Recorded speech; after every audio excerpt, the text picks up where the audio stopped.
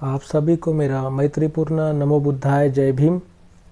मैं आप सब लोगों का स्वागत करता हूँ अपने इस यूट्यूब चैनल में, जिसका नाम है एक कदम बुद्ध के धम्म की ओर में। हम जान रहे हैं बुद्ध और उनके धम्म के बारे में।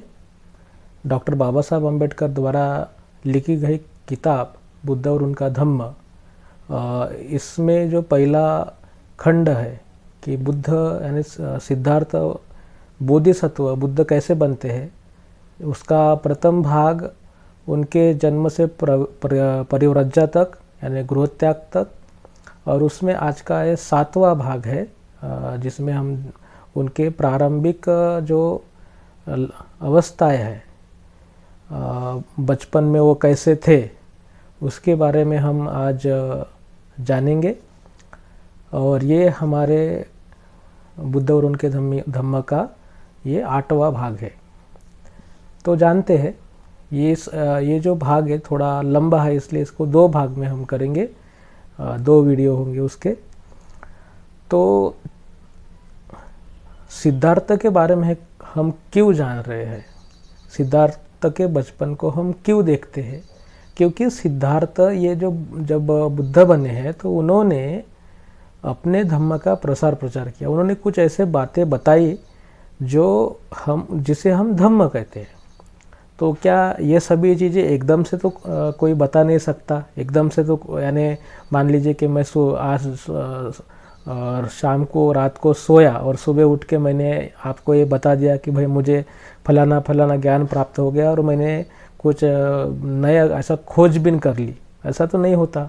तो सिद्धार्थ ये जो बचपन से ही जो जैसे थे, जिन्होंने सिद्धार्थ ने जो अपने बचपन में देखा, जो घटनाएं उनके साथ में घड़ी, उन सब का उनके ऊपर जो प्रभाव पड़ा है, तो वही जाके धम्म के निर्माण में वो सभी घटनाओं का बहुत ही गहरा संबंध है।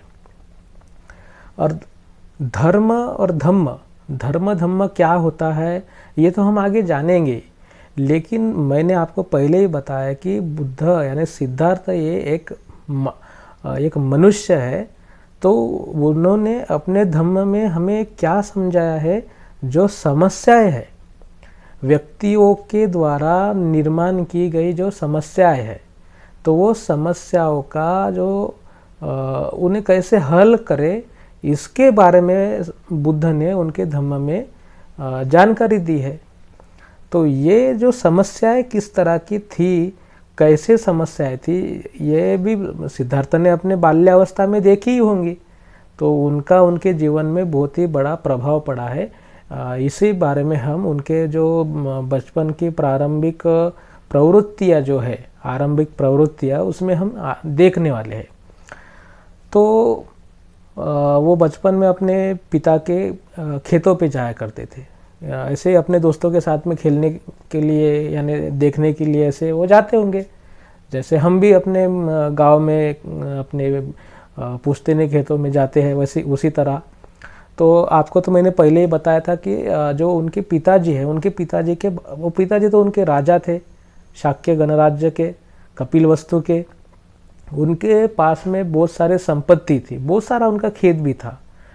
तो सिद्धार्थ वहाँ जाके देखता है कि वहाँ पे बहुत से ऐसे मजदूर हैं जो वहाँ पे काम कर रहे हैं और बड़ी ही तेज धूप में वो काम कर रहे हैं। उनके शरीर पे कपड़ा भी नहीं है। तो बच्चे जो होते हैं वो बड़े ही यानी तर्क वितर्क करने वाले होते। तो उन्होंने ऐसा सोचा कि एक आदमी ऐसा स्थिति में है और एक आदमी अलग स्थिति में, यानी एक आदमी जो कष्ट कर रहा है, जो मेहनत कर रहा है, उनके शरीर पे कपड़े तक ढंग से नहीं है, और कोई और जो मालक है यानी जो जिनके वो खेत होंगे, जो जिनको हम क्या करेंगे, हम कहेंगे उनको मालक ही कहेंगे। तो वो जो है वो घर में, वो अपने महलों में आराम कर रहे हैं, और इनके जो ये मजदूर है, इन्होंने जो कष्ट कर रहे हैं, मेहनत कर रहे हैं, इनके मेहनत के भरोसे वो अपना जीवन चला रहे हैं। तो क्या एक आदमी इस तरह से जीवन जिए, एक आदमी इस तरह से जीवन जिए, ये क्या सही बात है, कैसी बात है? तो इसका भी सिद्धार्थ के मन के ऊपर बड़ा ही प्रभाव पड़ा। तो वो ऐसे सवाल अपने दोस्तों से भी पूछते, क्या ये सही है, ऐसा होना चाहिए? तो उनके दोस्तों को भी इसका जवाब जो है देना मुमकिन नहीं होता। तो हम इस उदाहरण से क्या हमें समझ में आता है? हमें इस उदाहरण से यही समझ में आता है कि देखिए, समस्या के बारे में हम बोल रहे हैं। व्यक्तियों की जो स्टेटस है, जो उनकी जो परिस्थिति है, जीवन जीने का तरीका है, उनमें कितने भिन्नताएं हमें दिखते हैं। एक आदमी इतनी विकट परिस्थिति में जी रहा है, दरिद्रता में जी रहा है, और एक आदमी उसी के जो दरिद्रता में जी रहा है उसके ही परिश्रम पे जो दूसरा धनिक आदमी जो है वो ऐशो आराम का जिंदगी जी रहा है। तो लोग क्या कहते हैं, वो जो पारंपरिक जो जवाब उसके लिए आते हैं, तो हर मजदूर का जन्म ही अपने मालिकों के सेवा के लिए होता है, इस तरह से, और वो उनका कर्तव्य है, इस तरह से उनको जवाब दिया जाता है। लेकिन ये सिद्धार्थों को ये बातें पट्टी नहीं है। सिद्धार्थों को लगता है कि एक आदमी दूसरे आदमी के ऊपर इस तरह से अन्याय कैसे कर सकता है। और मैंने आपको पहले ही बताया कि परंपरा जो है, तो परंपरा जो रहती है वो इन सभी चीज़ों को जो है अपने साथ में संजोए रखे है, इसलिए इनके ऊपर ये हजारों साल से ऐसे ही चलते आ रहा है। इसके लिए इसके ऊपर कोई प्रश्न चिन्ह उपस्थित नहीं करता। और सिद्धार्थ गौतम बुद्ध को माना ही इसलिए जाता है कि उन्होंने अन्यायपूर्ण व्यवस्था, जिसके कारण मनुष्य अपने जीवन में दुख को पाता है, इस व्यवस्था पे उन्होंने प्रश्न चिन्ह उपस्थित किए हैं, और उस व्यवस्था में आमूलाग्र परिवर्तन की बात सिद्धार्थ गौतम बुद्ध ने अपने धम्म में अपने को, हम सब लोगों को बताई है। तो ये एक भाग हो गया। और दूसरा एक भाग क्या हो गया कि हम जानते हैं कि सिद्धार्थ एक युवराज है, जो आगे जाके राजा बने, सम्राट बने। ऐसे उनके जो पिताजी है, उनके जो परिवार के लोग हैं, उन सबको ऐसे ही लगता है। तो उनको तो उस तरह से सभी शिक्षाएं दी जा रही है, ज्ञान की भी शिक्षा दी जा रही है, न्याय की भी शिक्षा दी जा रही है, और शस्त्र चलाने की जो शिक्षा है वो भी दी जा रही है, क्योंकि सिद्धार्थ ये क्षत्रिय है, और उनके परंपरा के अनुसार क्षत्रिय का धर्म ही है कि वो युद्ध करे। तो उनके जो दोस्त है, यानी जो राजकुल के लोग होंगे, तो राजकुल के लोग आखेट किया करते थे, यानी वो जो जंगल है वहाँ पे जाके वो शेर हो गए, जो हिंस्र पशु है जंगल के, तो उनकी वो शिकार करते थे। तो लेकिन सिद्धार्थ को वहाँ जाना भी अच्छा नहीं लगता था। और ये जो चीज़ें हैं उनको पता है कि जो हमारे जो राज दरबार के लोग हैं, बच्चे हैं, तो वो कोई शेर को या जो हिंस्र पशु है उनको मारने वाले नहीं है, डरपोक है ये लोग। और ये क्या करेंगे, जो ऐसे जानवर है किसी की हानि नहीं करते, उन्हीं के ऊपर वो अपने तीर चलाते हैं, उन्हीं का वो शिकार करते। तो ये जो चीज़ें हैं सिद्धार्थ को पसंद नहीं आती थी। वो सिद्धार्थ मूलतः एक कैसे व्यक्ति थे, कारुणिक व्यक्ति थे, दयावान व्यक्ति थे। तो उनको लगता नहीं था कि कोई जो व्यक्ति है वो किसी पशु को अकारण ही यानी समस्या उत्पन्न करे, उसकी हानि करे। तो ये जो चीज़ें हैं, ये सिद्धार्थ के जो माँ है, यानी उनकी जो मौसी थी, उनकी माताजी का तो हमने देखा जो मृत्यु हो गए थे, तो उनकी जो माँ है महाप्रजापति, तो इनको ये चीज़ें अच्छी नहीं लगती थी। तो वो बताते थे, बेटा, वो उनसे बोलती थी सिद्धार्थ से कि बेटा, आप क्षत्रिय है और आपको शिकार करने के लिए आपके दोस्तों के साथ में जाना चाहिए, और शिकार करने से ही हमारा जो निशाना है वो किस तरह से हो रहा है, और उसमें हम क्या पा सकते हैं, एक यानी अच्छी स्थिति पा सकते हैं, हमारा निशाना बेहतर हो सकता है। इसलिए क्षत्रिय का जो युद्ध में जाने से पहले आखेत में जाना, शिकार के लिए जाना, ये उचित माना जाता है, क्योंकि वो वहाँ पे जाके उनकी क्या होती है, प्रैक्टिस होती है। ऐसा उनके माँ का कहना था। तो सिद्धार्थ पूछते हैं अपने माँ से, माँ मुझे ये बताओ कि एक आदमी का यानी एक आदमी दूसरे आदमी को मारे, ये आदमी का धर्म कैसे हो सकता है? शिकार करना, मारना, युद्ध में जाना, तो ये जो है क्षत्रिय का धर्म है, ऐसे माना जाता है। तो सिद्धार्थ बोलते हैं कि माँ तुम बताओ कि एक आदमी दूसरे आदमी को मारे, ये एक आदमी का धर्म कैसे हो सकता है? और इसी तरह से देखिए, धर्म ने इंसानों को इस तरह से बांट के रखा है कि जिसमें डेवलपमेंट नहीं हो सकता।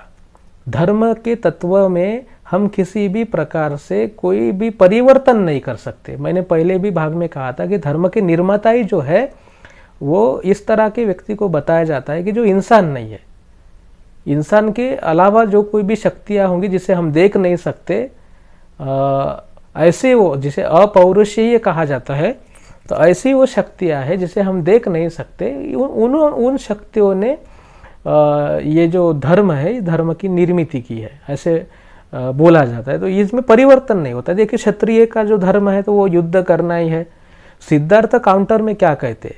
सिद्धार्थ का तत्व क्या है कि माँ, एक आदमी दूसरे आदमी की हत्या करे, ये किसी आदमी का ही धर्म कैसे हो सकता है? और जब एक क्षत्रिय दूसरे क्षत्रियों के साथ में अगर प्रेम से रहे, मैत्री भाव से रहे, तो वो अपने जो देश है, अपना जो राज्य है, उनकी जो रक्षा है, बिना खून का कतरा बहाए कर सकते हैं। देखिए, तो माँ क्या कह रही है? माँ कहती है कि ये जो तर्क है ये सन्यासियों को सौंपता है, क्षत्रियों को नहीं।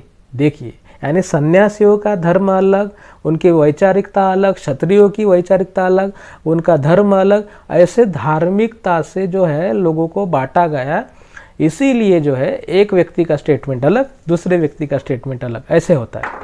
तो इसी के कारण जो है समस्याएं खड़ी हुई, और आगे जाके सिद्धार्थ को इन्हीं सभी व्यवस्थाओं के कारण जो परंपराओं के ऊपर सवाल उठाना पड़ा, और एक ऐसी वैचारिक क्रांति लानी पड़ी है जिससे एक मनुष्य दूसरे मनुष्य के लिए दुख का कारण ना बने, समस्या का कारण ना बने। तो ये हम यहाँ पे क्या देख रहे हैं? यहाँ पे ये सभी चीज़ें हम जब देखते हैं तो हमें ये समझ में आना चाहिए कि जब हम अभी सोशल जस्टिस की बात करते हैं, सामाजिक न्याय की जब बात करते हैं, और संपत्ति की बात करते हैं, आज यानी पिछले अनेकों सालों से हम देखते हैं कि मार्क्सवाद की बात की जाती है, कार्ल मार्क्स जो है ना, उनकी बात की जाती है। यानी शासन व्यवस्था हो या जो संपत्ति हो, उसके वितरण की जब बात है, तो उस सभी चीज़ों के बारे में बताया जाता है। तो वो साम्यवाद हो गया, मार्क्सवाद हो गया, भांडवलशाही हो गई, मिश्र अर्थव्यवस्था हो गई, ये सभी समाजवाद हो गए, ये सभी चीज़ों के बारे में बताया जाता है। तो जब तक ये जो चीज़ें हैं, ये परिवर्तन यानी व्यक्ति का आंतरिक परिवर्तन, व्यक्ति के मन में, व्यक्ति का मन किससे प्रेरित होता है? व्यक्ति का मन उसके धर्म से प्रेरित होता है। और आपका जो बाह्य परिवर्तन है, बाह्य जो नियम है, वो जब तक व्यक्ति के आंतरिक नियम नहीं बनते, मान लीजिए कि भारत का जो संविधान है उसमें बताया गया है कि कोई राज्य है वो किसी के साथ में भेदाभेद नहीं करेगा, है ना।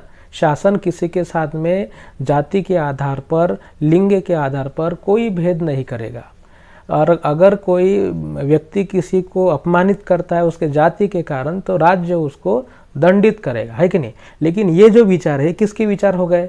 ये विचार हो गए राज्य के विचार, राज्य के लिए बताया। पर राज्य करने वाला भी व्यक्ति जो होता है किसी धर्म का होता है, तो वो उसके जो विचार है किसी धर्म से प्रेरित होते हैं। अगर वो उसका जो धर्म है वो ऐसे विचार जो संविधान में लिखे हुए विचार अगर मान्य नहीं करता, तो क्या वो शासन वो जो संविधान में लिखे गए विचारों को वो सही में अमल बजावनी कर सकेंगे? कभी नहीं कर सकेंगे। इसीलिए जो है अगर आप आदर्श की बात करते हैं तो आदर्श की बात करना और वो व्यक्ति का खुद का विचार बनना, इसमें बड़ा ही अंतर है। और जब तक धर्म की चिकित्सा नहीं की जाती तब तक ये विचार व्यक्ति के खुद के विचार नहीं बन सकते। ये बुद्ध की बहुत बड़ी हमें देन है।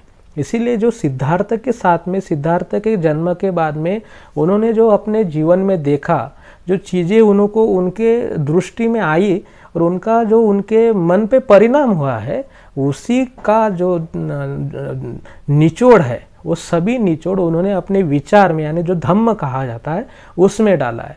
देखे है हमने कि क्षत्रिय का धर्म कैसे होता है, हिंसा करना, मारना, है ना, उसके मन में कोई दया नहीं, किसी के लिए ममत्व भाव नहीं है, ये क्षत्रिय का धर्म है। और मजदूरों का धर्म क्या है? मालिकों की सेवा करना, उनसे किसी प्रकार की अतिरिक्त लाभ का कोई भी ऐसी डिमांड ना करना और सिर्फ परंपरा के आधार पर अपना जो है सेवा कार्य करते रहना। ये जो चीज़ें आज के भाग में हमने, उनके जीवन में बहुत कुछ चीज़ें हो गई है और आगे आएंगी, लेकिन डॉक्टर बाबा साहब आम्बेडकर ने ये जो चीज़ें हमको यहाँ पे बताई है, तो ये चीज़ें बहुत ही अच्छी तरह से हमको समझाई है। बाबा साहब को सभी विश्व ने बौद्ध धम्म स्वीकारने से पहले ही बोधिसत्व की उपाधि से नवाजा गया था। तो बाबा साहब ने बुद्ध के बारे में जो विचार हमें इस किताब में दिए हैं, वो हमारे कौन सी दृष्टि को जो है आह्वान करते हैं, यानी हमें किन विचारों को हमारे अंदर जो है निर्माण करना है, डेवलप करना है, विकसित करना है, ये सभी जो चीज़ें हैं इस किताब के माध्यम से हमको जानना है। तो आपको समझ में आना चाहिए कि ये छोटा सा प्रकरण है, छोटा सा एक यहाँ पे दिखता है मजदूर, तो ये मजदूर दिखता है, यानी ये क्या हो गया, ये असमानता जो है, ये जो अन्याय, ये जो पीड़वनुक जो है जिसे कहते हैं, ये अन्याय जो है, तो उसी के कारण जैसे मार्क्स ने जो बताया कि भाई वर्ग संघर्ष है और कामगारों ने हिंसा करके ही अपनी जो है अपने जो अधिकार प्राप्त करने चाहिए, और जो ये मालिक वर्ग जो है उनसे हिंसा करके ही अपने अधिकार छीन के लेना चाहिए, यानी हुकुमशाही की जो बातें कही है। तो ये जो चीज़ है कि जब तक परिवर्तन नहीं होता, किसी भी प्रकार की हुकुमशाही हो, वो अंततः बुरी ही साबित होती है।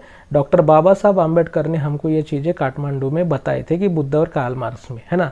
तो ये चीज़ देखिए, ये छोटे से जो सिद्धार्थ ने उठाया, बचपन में उठाया गया सवाल कि एक मनुष्य दूसरे मनुष्य के ऊपर इतना अन्याय क्यों करता है, इससे हमें प्रतीत होता है कि सिद्धार्थ आगे जाके अपने धम्म में जो धम्म जो बताने वाले हैं उनमें क्या चीज़ें आने वाली है, इससे तो सब हमें सीखने को मिलेगा।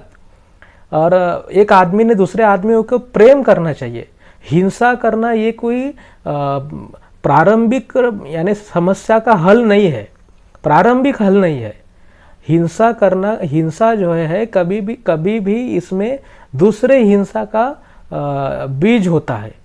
तो हिंसा जो है, हिंसा से हिंसा नहीं रोकी जा सकती। इसीलिए एक व्यक्ति ने दूसरे व्यक्ति के ऊपर प्रेम करे, मैत्री करे, इसी से सभी विश्व के लोग जो है, सभी राज्य जो है खुशी से अपने सीमाओं का रक्षण कर सकेंगे बिना खून का कतरा बहाए। मैं समझता हूँ कि आज का ये भाग आपको समझ में आया होगा। और आई बटन पे बुद्ध और उनका धम्म की हमने लिंक दे रखी है, जिस पे आप क्लिक करके सभी वीडियोस देख सकते हैं। और ये जो वीडियोस है आप शेयर करें, लाइक करें, सब्सक्राइब करें, औरों को भी इसके बारे में बताएं, ताकि बुद्ध धम्म को प्रचार में आपका योगदान मिलता रहे। और इसी के साथ मैं अपने वाणी को आराम देता हूँ और यही रुकता हूँ। नमो बुद्धाय, जय भीम।